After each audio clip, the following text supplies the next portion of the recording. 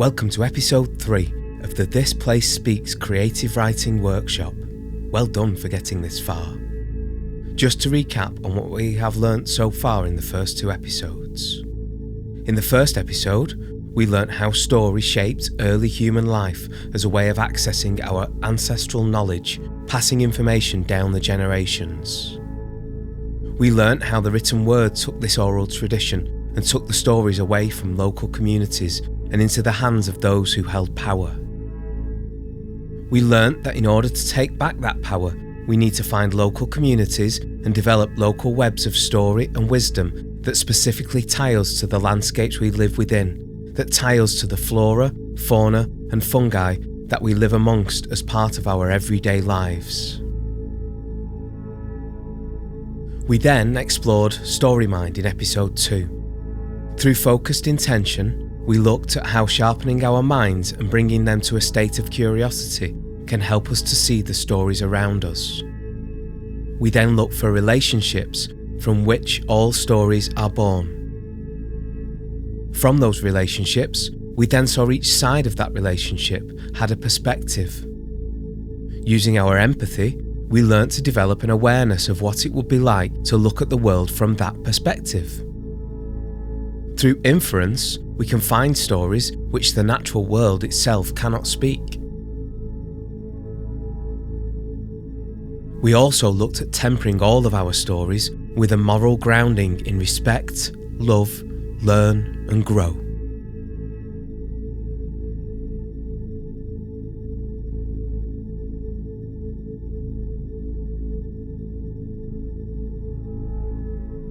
Now, in this episode, we are going to explore different formats within which our stories can be captured. We are going to focus on 2 different ways of writing, poetry and prose.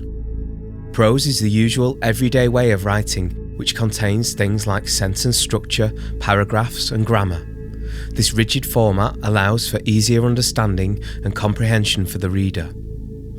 Poetry comes in many different formats, but is usually rhythmical and isn't constrained by the usual structures of sentences and grammar that prose is bound by. The freedom of poetry allows much more artistic expression from the writer. Now, like most things in life, these 2 ways of writing are not mutually exclusive. Far from it. Quite often they are blended together, and prose can contain elements of poetry, and poetry can contain elements of prose.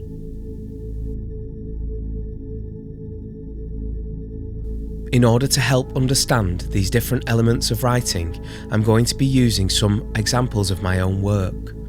One of my favourite forms of poetry is haiku. I like the simplicity and nature-based aspects of this form of poetry. Crisp sky holds birdsong, horizon holds golden sun, your breath holds my heart. Through a few short lines, a great deal of imagery can be portrayed. You can almost feel the warm sun cutting through the crisp sky and the inviting nature of the love held within the final line.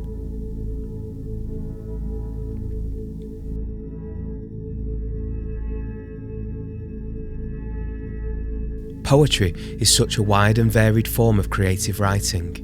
There are so many different styles and rhythms that we could spend all of our time learning the frameworks to work within. I have offered the framework of haiku already, and I don't feel the necessity to dig any deeper without you feeling constricted in some way in your creativity. And that is the last thing I want to do. Poetry should be freeing and a space to release your artistic, creative flows. It can rhyme, but it doesn't have to. It can have rhythm, but it doesn't have to. It can have punctuation, but it doesn't have to. Poetry is where a writer is given total creative freedom over their output. So, go on, explore. And in the meantime, here's a little poem of mine.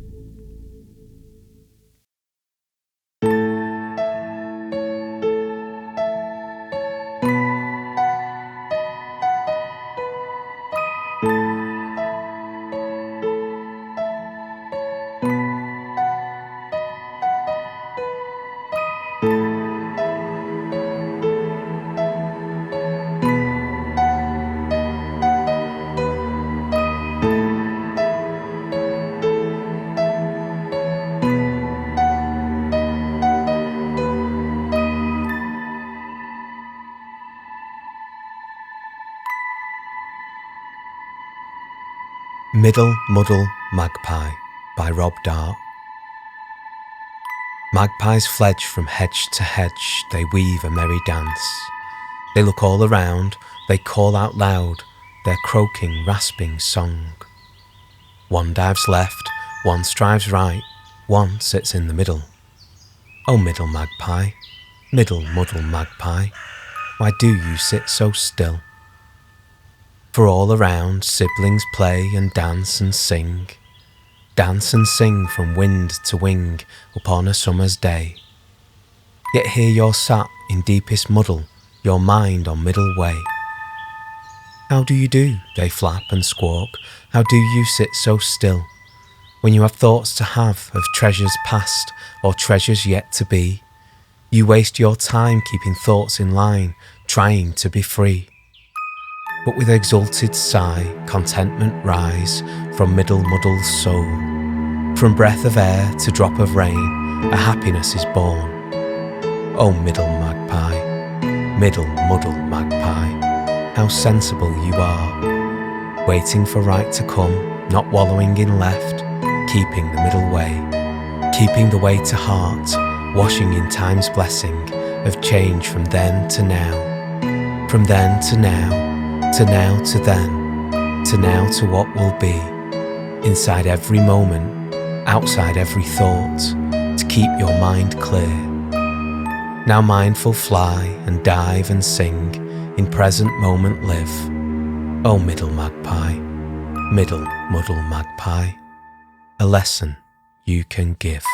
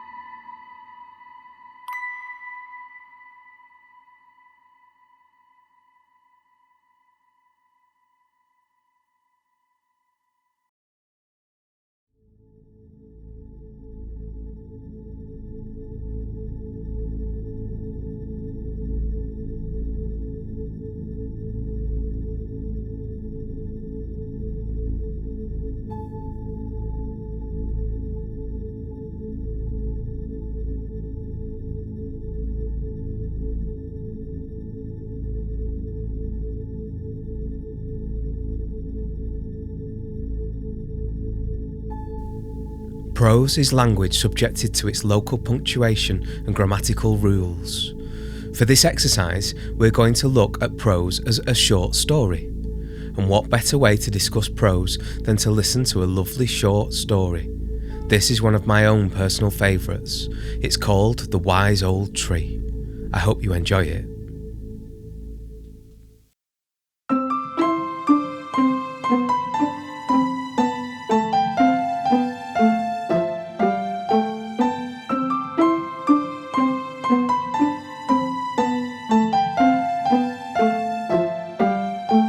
The Wise Old Tree by Rob Dart.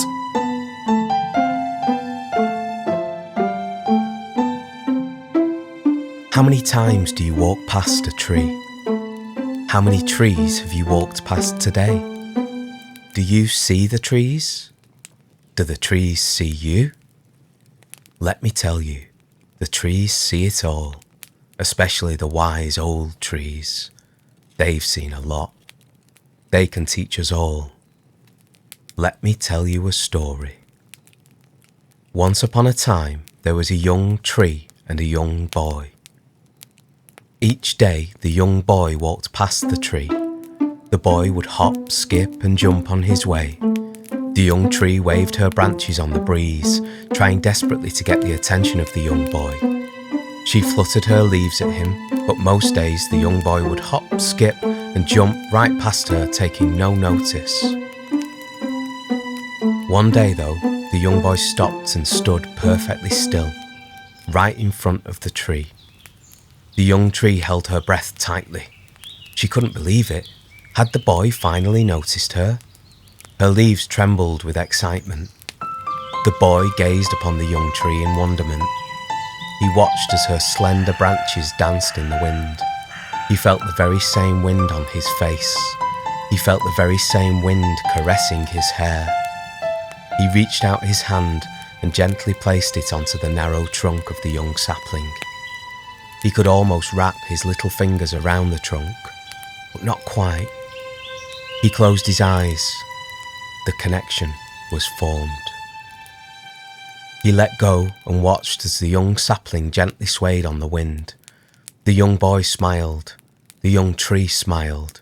They held a bond. They held a bond that all living things hold. A common existence that we all share, swirling around on this tiny planet in the sea of waves that is the universe. As the boy grew, so did his love for the tree. As the young tree grew, she dropped sticks for the boy to play with. She waved her new leaves at him in the spring. She provided shade for him to sit under in the summer. In the autumn, she amassed piles of beautiful red and golden leaves at her feet for the boy to explore. Their vibrant colours and crunchy, crispy textures brought joy to the boy's soul. As the boy became a man and the sapling became a tree, the lessons didn't stop. The young man watched as she would gently change with the seasons, letting go of her leaves every autumn, hibernating through the winter, though still finding time for a dance with the wind from time to time, and then regenerating in the spring with an abundance of life, a valuable lesson. But not only did the tree spring its own life, it provided safety, refuge and nourishment for an abundance of life. From the worms who feasted on her autumn leaves, to the birds who found a safe nesting spot high up on her branches in the spring. From the young baby birds who took their first flight from her boughs, to the mushrooms who nestled tightly into her roots, she is connected to a network of life. Another valuable lesson. Today the man is old, and he still finds himself sitting under the wise old tree and learning her many lessons. As he sits on the grass, her trunk cradling his body, he sighs a deep and contented sigh as he watches a young boy giddily hop, skip and jump right past him. Do you have a tree to sit beneath when you are old? Do you have a tree to watch and learn from? You should.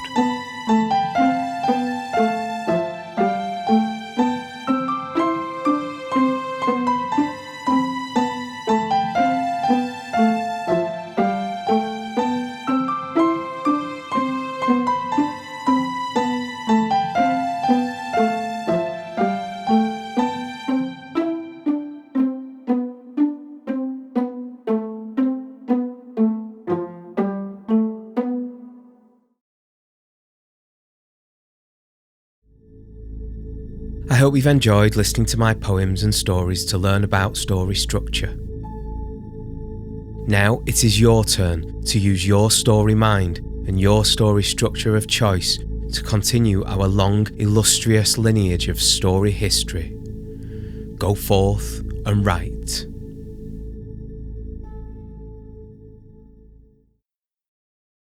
Find the time. Find the voice. And ultimately, you will learn this place speaks. This place speaks. This place speaks.